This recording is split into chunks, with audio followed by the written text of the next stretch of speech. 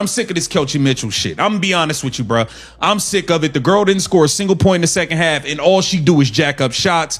I've seen more than enough.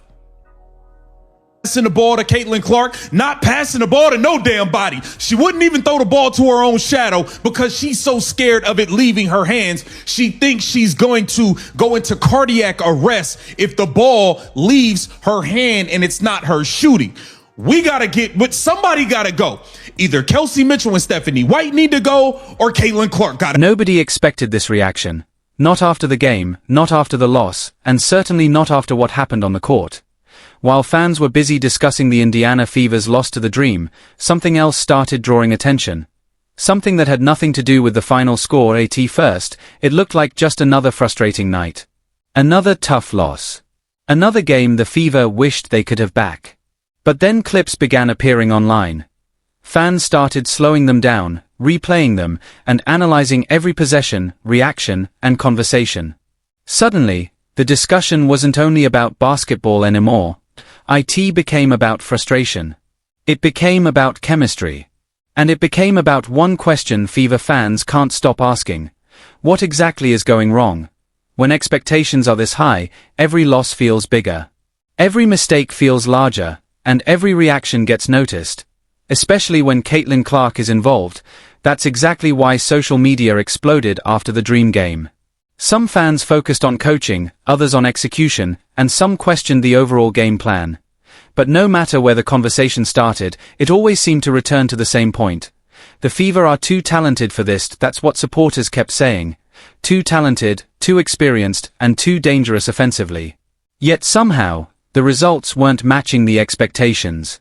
And that's where things started getting interesting. No, for a fact, they had words at one point today during this game. Venom caught it during the game. Let's just check this out. Go subscribe to Venom Reacts, folks. Phenomenal job all season long getting to the paint. Of course. Stephanie White, Caitlin Of course. Clark, They're having words right there. Caitlin she ain't trying to hear none of that, man. Look at her shaking her head. Figured you could handle the free throws. I got him. Thanks. Like show stuff. Really sticky though. Even on your birthday you pissing her off. This is just bad, man. This is just bad. And then it brings us to the next one. And then look right here, Caitlin's arguing with the coaching staff. First lead. She's trying to talk to Austin Kelly once again because Stephanie White doesn't understand it. Y'all remember last year when Stephanie White was drawing up the BS and Caitlin Clark left the huddle. Okay. Now look, they can say publicly that everything's fine and it's hunky-dory, and I don't believe that. I'm not going to believe it. Not with exchanges like that. And Caitlin Clark is extremely frustrated. And we'll get to the fans because holy crap. The backlash after this loss, I don't know if this is a wake-up call for everybody or what. I literally just read an article from Robin Lundberg, and he was... Another name kept appearing in the discussion. Sophie Cunningham. Not because she created controversy or made headlines, but because fans started paying attention to the small details, reactions, body language, energy, and those brief moments cameras catch for only a second. According to supporters, those moments suddenly became the biggest story of the night. Then came the clips, screenshots, debates, and endless opinions. Once that happened, the conversation took on a life of its own. Some fans blamed the coaching staff, while others defended it. Some questioned offensive decisions. Others argued the team simply had a bad night. Nobody agreed, but everyone was watching. That's what made this situation different. It wasn't one of those stories where everyone instantly picked a side. Instead, it became a story where everyone believed they were seeing something different. And those kinds of stories spread fast, very fast. Come on, bruh, stop that. Here we go. Here comes Kelsey Mitchell.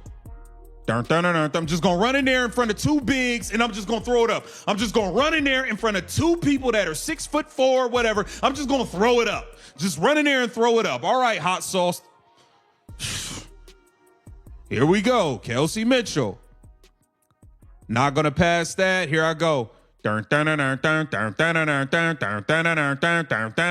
running in, throwing this shit. I mean, just goddamn, Kelsey, pass the ball. You are not going to go into cardiac arrest if you pass the ball. Trust me, you will stay alive. Here we go again. I'm just going to dribble it. Dribbling. Just dribbling. Okay, I'm going to get it back. Now watch this. I'm going to dribble it. Just run in here and throw it up. Just running in, throwing it up. Just...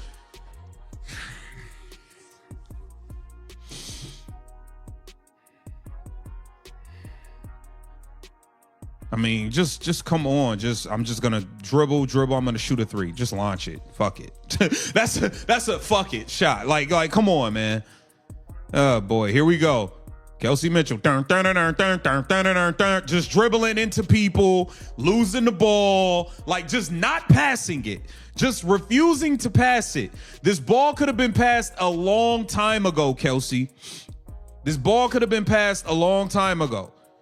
1, 2, 3, 4, 5. Like, just pass the ball. You could have given up the ball already.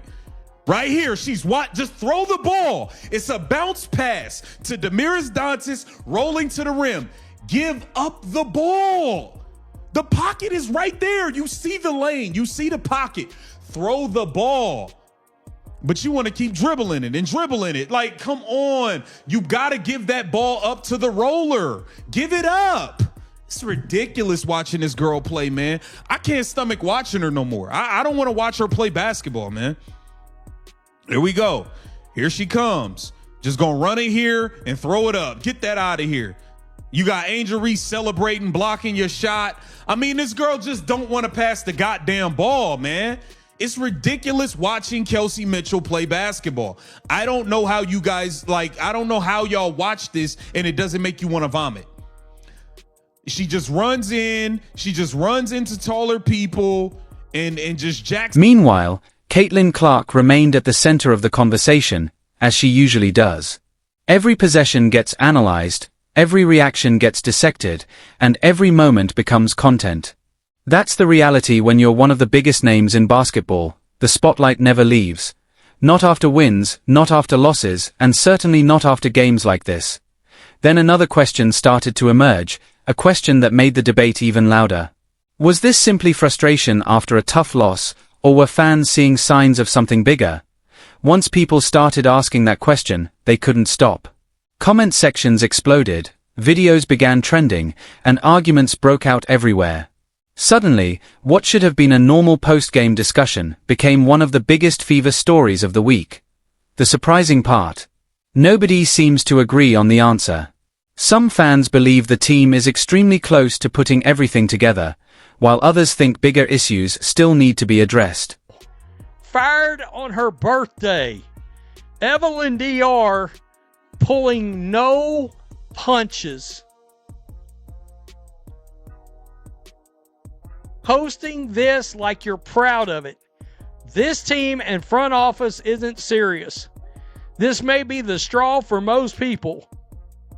You all know it and clearly could not care less, neither should we. Stephanie White is pathetic, disgusting, and should not be coaching a rec ball team. Got to be more careful. Wow. Thank you. I'm not going to lie. I'm not going to lie to y'all. When that came out earlier, by the way, she got destroyed on this thing. When that came out earlier, when I first saw it, I was like, all I see is that, and that's the first thing I thought about. Thank you. Not everyone should be coming back. Fire the entire coaching staff. They are the worst. Stephanie White's supposed to be a defensive coach, as is this entire staff. What a clown show. Worthless fever front office. Seriously, why are we not making trades? Mo is a bust. Timpson just isn't developing. That's on the coach. Raven gets a pass being a rookie, but she's going to be a career backup. Lexi Hall is an offensive liability. Real. I mean, somewhere Rudy is completely vindicated on Lexi Hall at this point. I'm not watching anymore. This team has no direction. Woo-wee. That's, man, scathing. Naz Hillman makes only $40K more than Billings. Everyone should be fired. Let's just look. Let's just go over here. Naz Hillman, 19 points on 8 of 13. Others believe major changes are still necessary. Some blame execution, while others point to strategy. However, everyone agrees on one thing. The Indiana Fever are one of the most fascinating teams in sports right now. Every game creates a new storyline, every storyline sparks a new debate, and somehow each debate becomes bigger than the game itself. Now, here's the question. Did fans read too much into those moments, or did they notice something important? That's the debate taking over Fever Nation right now, and judging by the online reactions, the conversation is only beginning. Before we continue, let me know in the comments. Do you think the Fever's biggest issue is execution, coaching, or simply needing more time together as a team? And if you're enjoying the video, subscribe because the next chapter of this story gets even more interesting.